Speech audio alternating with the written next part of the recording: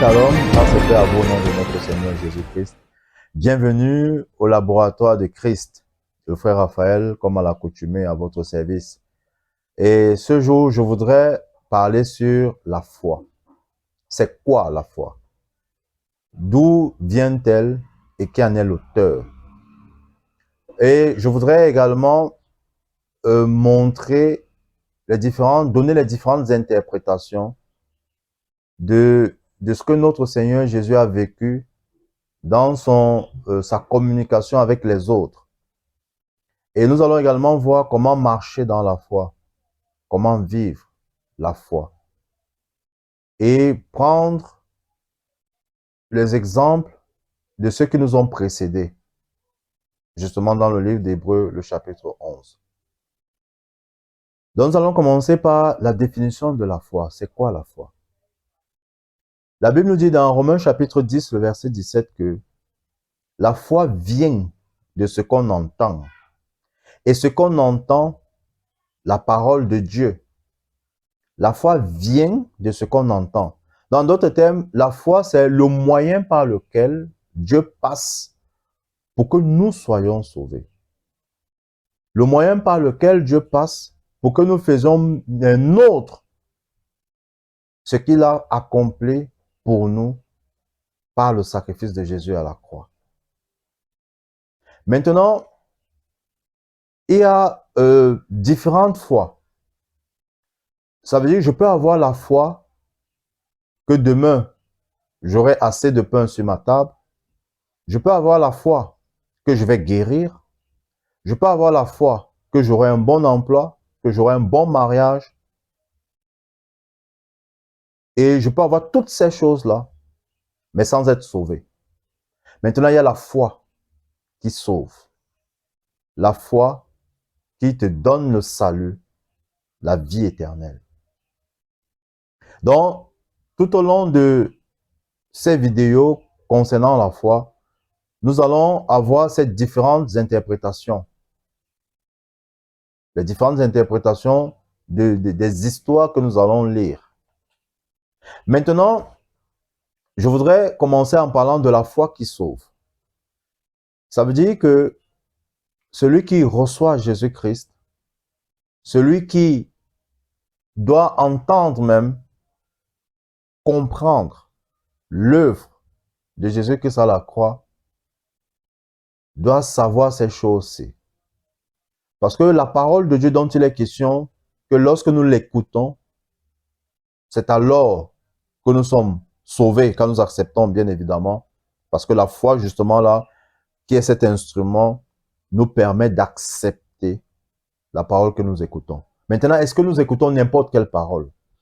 Est-ce que c'est parce que quelque chose nous est dit, qui sortant de la Bible, que cela a autorité de parole de Dieu? Non. Alors, je voudrais que nous examinions ensemble quelques passages. Dans 1 Corinthiens le chapitre 15, à partir du verset 3, nous allons lire rapidement, déjà pour que nous établissions la base de la foi qui sauve.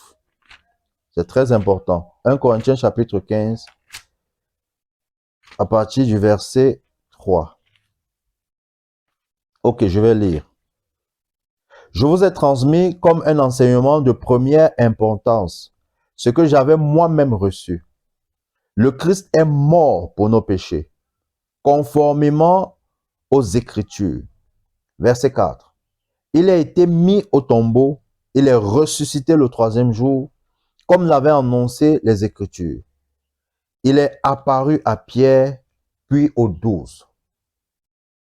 Quand vous allez lire également 1 Timothée, le chapitre 3, le verset 16, l'apôtre Paul, parlant à Timothée, parle justement de Jésus-Christ qui est devenu homme. La parole qui est devenue homme, qui a pris corps, qui est devenu chair, qui a été déclaré juste par le Saint-Esprit et qui a été élevé dans la gloire.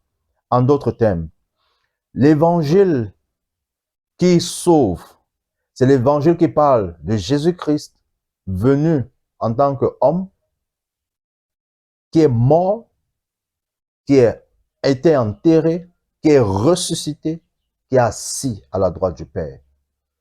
En d'autres termes, si ce qu'on vous dit n'a rien à voir avec Jésus venu sur terre comme un homme, qu'il est mort, il est ressuscité, il est monté, il est assis à la droite du Père. Si ce qui vous est annoncé, prêché, enseigné, ne tourne pas autour de cela, ce n'est pas l'évangile que vous écoutez. Parce que l'évangile a tout à voir avec la mort, l'ensevelissement, la résurrection et l'ascension, l'assise de Jésus à la droite du Père. C'est ça l'évangile. C'est la foi qui sauve lorsque vous acceptez cette parole-là. Donc nous allons voir quelques interprétations où le Seigneur Jésus, avec le centenier, l'officier romain, autant pour moi, dans le livre de Matthieu, le chapitre 8. Vous vous rappelez de l'histoire? L'histoire selon laquelle le serviteur de l'officier romain était malade. Et l'officier se dirige vers Jésus et lui dit, je veux que tu viennes guérir mon serviteur. Et il lui dit même que je n'ai même pas besoin que tu viennes. Parce que moi, je suis un officier. Un officier qui a des éléments sous sa responsabilité. Et lorsqu'il leur dit de faire quelque chose, ils la font sans hésiter. Et Jésus de lui dit, waouh, ta foi est grande. Il a apprécié la foi de l'officier romain. Pourquoi est-ce qu'il a apprécié la foi de l'officier romain? Parce que l'officier romain croyait que Jésus n'a pas besoin de se déplacer. Jésus a des entités qui sont sous sa responsabilité et que s'il leur donne un ordre de guérir son serviteur serait guéri. Ça veut dire qu'il croyait en la puissance de Jésus. Il croyait en l'autorité de Jésus. Il savait que Jésus pouvait guérir son serviteur. Et Jésus lui dit justement qu'il te soit fait selon ta foi. Et arrivé à la maison, il se rend compte exactement que son serviteur a été guéri. Nous avons également l'histoire de la femme syro-phénicienne dans le livre de Matthieu, le chapitre 15. La femme syro-phénicienne qui crie à Jésus, elle dit, « Fils de David, aie pitié de moi. » Et Jésus de lui dit, « Non, je ne peux pas prendre le pain de petits enfants et le donner aux chiens. » Elle lui répliquait, « Oui, mais les petits chiens se nourrissent de ce qui tombe de la table des enfants. » Et Jésus dit, « Ta foi est grande. » Également ici dans cette histoire, elle appelle Jésus fils de David. Fils de David était le titre messianique, était le nom messianique de Jésus. Parce que l'appeler fils de David, ça veut dire que elle reconnaissait en Jésus le Messie. Elle le voyait comme le Messie, le sauveur du monde.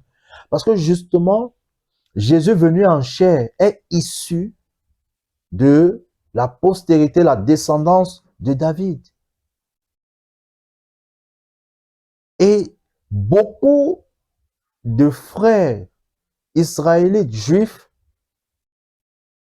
pharisiens, ne reconnaissaient pas en Jésus le Messie.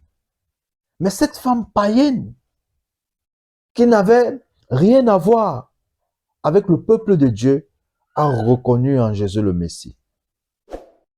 Et le fait de l'avoir reconnu lui a donné ce qu'elle désirait. Nous avons encore l'histoire de ces deux brigands qui sont crucifiés avec Jésus à la croix. Il y a l'un d'eux qui dit, Seigneur, sauve-toi et sauve-nous. Et celui-là, il a la même attitude que beaucoup de personnes, même dans les assemblées, même dans les églises. Ça veut dire que ces personnes ne veulent pas savoir ce que Christ a fait, ne veulent rien connaître sur lui, mais veulent avoir tout ce que Jésus peut leur offrir de matériel. Ces personnes-là veulent le mariage, ces personnes-là veulent un bon emploi, ces personnes-là veulent un bon statut, mais elles ne veulent rien apprendre de Jésus. Elles ne veulent rien connaître de Jésus. Par contre, l'autre brigand dit, nous sommes des malfaiteurs, nous méritons ce qui nous arrive. Mais lui, il n'a rien fait. Voici ce qu'il lui dit. Souviens-toi de moi quand tu reviendras dans ton royaume. Mais écoutez, c'est un brigand, c'est un malfaiteur, c'est un criminel. D'où vient-il qu'il sait que Jésus va revenir? Me direz-vous peut-être qu'il a eu la révélation? Oui, mais c'est ça qu'il a justement sauvé. C'est qu'il a reconnu que Jésus va mourir, il va ressusciter. Parce que s'il sait qu'il va revenir dans sa gloire, comment il va revenir alors qu'il est en train d'être crucifié? Alors qu'il doit mourir? C'est parce qu'il savait et croyait que Jésus va ressusciter, qu'il va vaincre la mort. Et vous connaissez la suite. Le Seigneur lui répond, je te le dis aujourd'hui même, tu seras avec moi. Pas demain, aujourd'hui même, tu seras avec moi. Restez connectés pour la suite de la vidéo.